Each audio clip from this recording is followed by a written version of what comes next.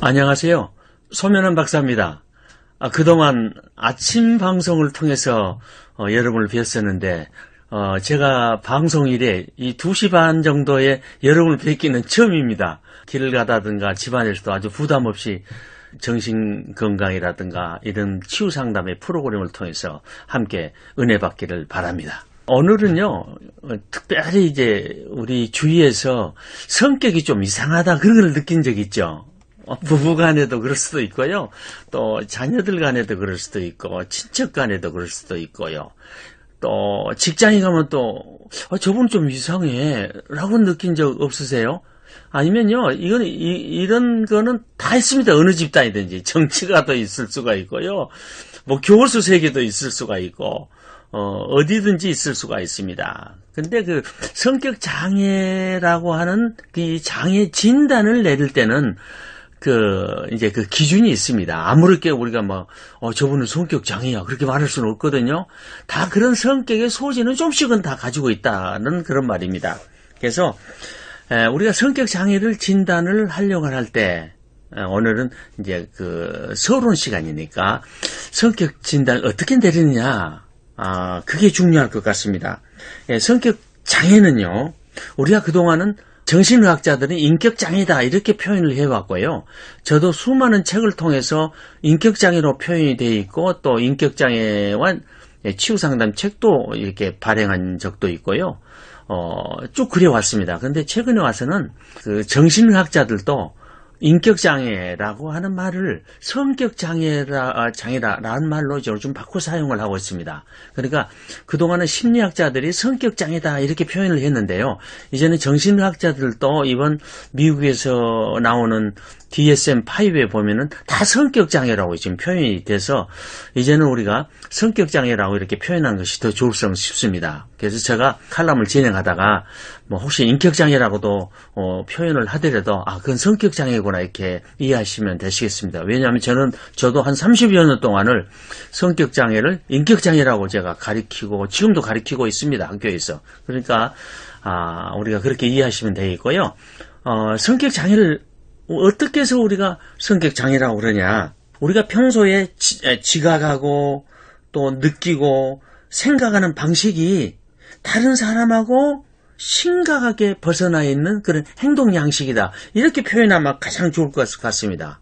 근데 우리가 남다르단 말이죠. 성격이 보통 사람들은 다 이러는데 이분은 좀 이상하다. 그럴 때 우리가 이제 성격장애 진단을 내리게 되는데요.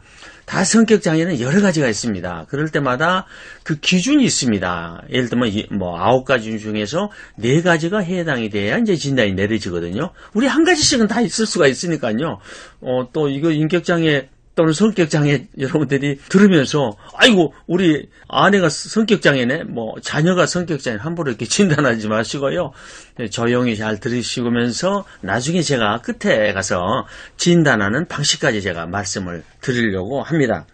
성격장애는 어린 아이들한테 함부로 내려진 것이 아닙니다. 그래서 보통 18세를 기준으로 진단이 내려진다고 하는 것입니다. 그래서 18세 이상일 때 우리가 이제 진단이 내려진다는 것을 우리가 생각을 해야 되겠고요. 그리고 성격장애라는 것이 그냥 하루아침에 생긴 게 아닙니다, 여러분. 부부간에 싸우면서도 그런 얘기 많이 하거든요. 근데 하루아침에 오늘 갑자기 떠오르는 게 아니고요. 이게 어렸을 때부터 쭉 진행해 오면서 생기는 것이기 때문에 오늘 갑자기 어떤 일에 대한 생각이 다르다고 해서 성격장애야 이렇게 표현하시다가요 큰일 납니다. 이게 성격장애는요 정신의학자라든가 상담 전문가들도 진단을 내리고 내담자하고 우리가 상담을 할 때 엄청나게 주의를 많이 합니다. 이제 그런 것들은 이제 우리가 진행을 하면서 이런 거는 참 유의를 해야 되겠다 이렇게 말씀을 드리려고 합니다.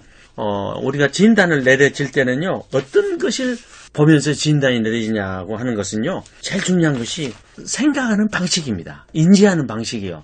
이런 사건이 있는데 이렇게 얘기하면은 보통 사람들은 다 이렇게 얘기하는데 아주 특별하게 그 사건을 지각하고 해석하고 그러거든요. 요즘 보면 사회가 다 인격장애 같아요.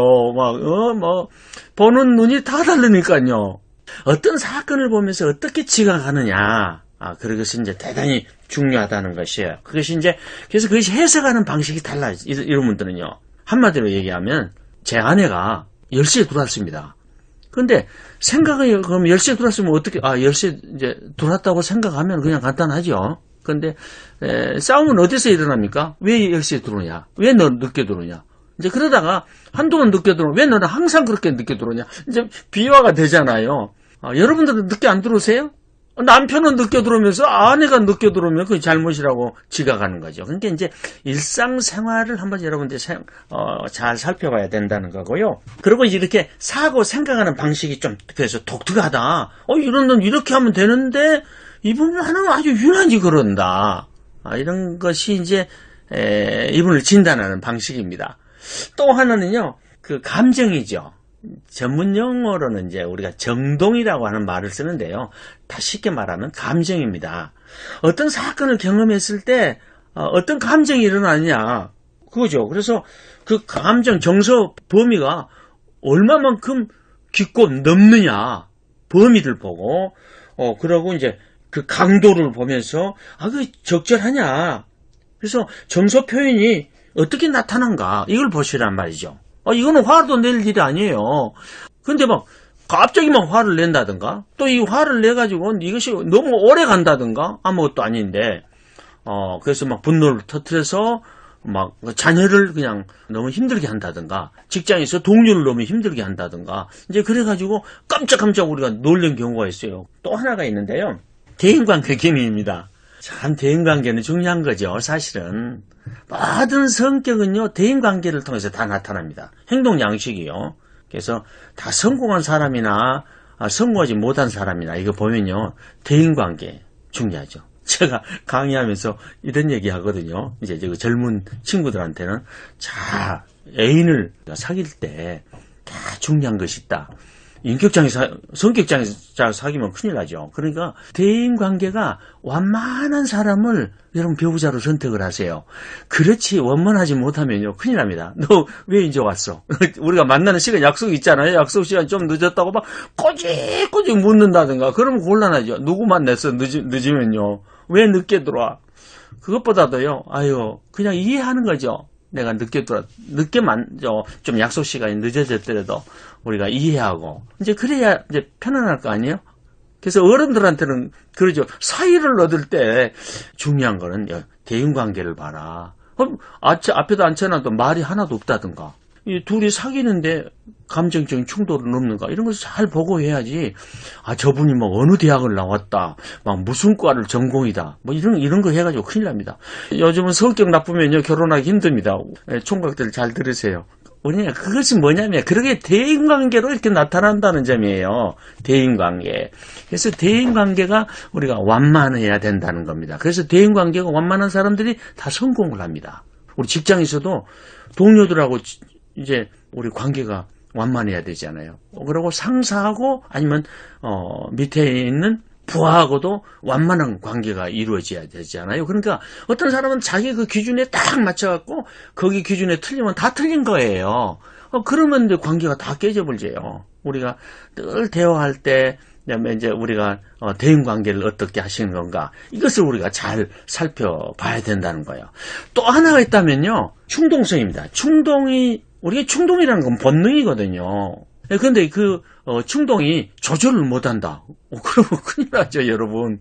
인간은요 욕구가 있기 때문에 그 욕구대로 행동을 하려고 하는 거예요. 그러나 그 욕구대로 우리가 안 될 때도 이제 그것이 어떤 충동으로 나타나는데 조심해야 된다고 하는 것입니다. 그래서 행동 양식이 융통성이 없다든가 이것이 자기의 개인 생활에 인간관계 이렇게 폭넓게 넓혀서 우리가 행동을 한다든가 그럴 때는요 이분 성격장애 아닐까?